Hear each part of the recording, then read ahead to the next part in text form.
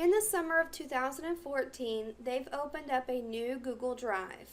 If you want to experience the new Google Drive, you're going to log into Google Drive and you're going to go to your settings.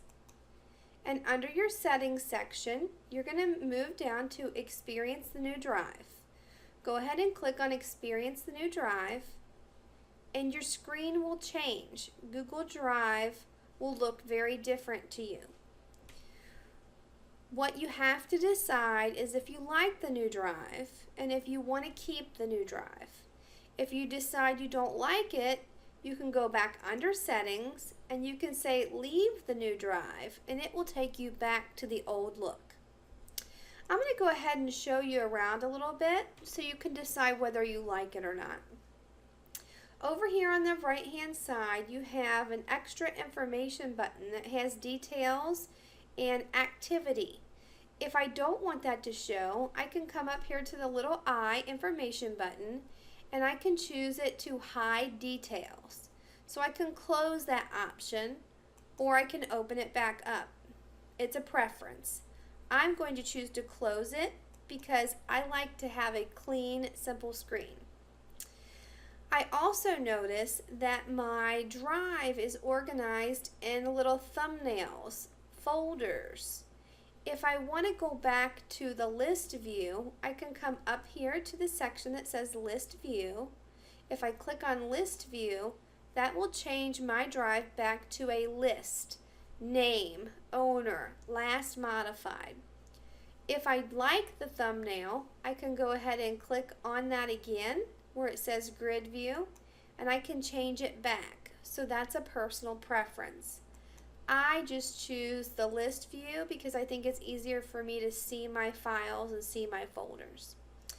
You will notice you also have a sorting option A through Z, so you can choose if you are going to sort it by last modified, last edited, last opened, or by name. So you can choose there how you want to sort your information. If you look under the settings options, you have a settings tab. And under the settings tab you have a general section, and under the convert upload you're going to want to make sure that you check mark this if you want your files that you upload to be converted to a Google Doc.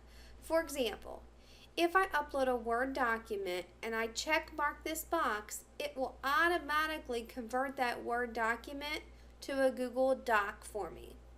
Or if I upload a PowerPoint, it will automatically convert that to a Google presentation for me.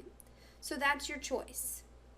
You also have a section to manage apps, and when you're finished with the settings section you can click done. If you go back into the settings section, you will notice that you have a section to download Drive. That would be if you want to install the Google Drive app on your computer so that you're able to drag and drop files into your Google Drive. And you also have a help section if you need help with the new Google Drive. The rest of Google Drive is going to look very familiar to you. The name has just changed. The button that used to say Create now says New, but if I click it, it does the same thing. If I want to make a new folder, I can make a new folder. If I want to make a new file or upload a file, I can. Or if I want to upload a folder, I can. The only reason we can upload a whole folder is that we are in the Chrome browser. If you are on a Chromebook or in the Chrome browser, you can upload a whole folder at a time. You also have the option to create your docs, your sheets, your slides, your Google Forms, and your drawings from this button. You also have those same options if you click the drop-down arrow for My Drive. You have the options for new folders, upload files, upload folders, and to create new documents. So you have those same options available for you. At the top of your screen it says Search Drive. You have the option to search your drive for files. So if you've lost a file or misplaced a file, you can type in the name of the file and you can search for it. Over here on the left hand side you'll have My Drive. If you click the arrow, it's going to expand your drive for you so that you can see all your folders inside your drive. If you don't want to see that list, you can close that arrow and collapse that view so that you don't see that view. Instead of saying shared with me, the new drive says incoming. So if I click on incoming shared items, I'm going to see the items that people have shared with me. So if I highlight a file that someone has shared with me, I can choose to download it, or I can go to more actions. I can open with Google Docs. I can share it with another person. I can rename it. I can make a copy of it, or I can remove it. If I click on the document itself, it'll open up the document for me. I have a recent section so I can find things that I've recently done.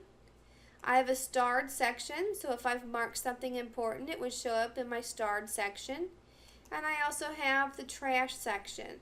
So if I've deleted something by accident, I could go into my trash and I could empty my trash, or I could select a document that I've deleted by accident and I could restore it, or I could delete it forever. Remember, if you delete something forever, you're not going to be able to get that item back anymore. That's the basics to the new drive. You're going to be able to decide if you like it or not. If you like it, feel free to use it. If you don't like it, go ahead and click on Settings and go back and choose to leave the new drive, and it will take you back to the old drive. It's really what you feel comfortable with.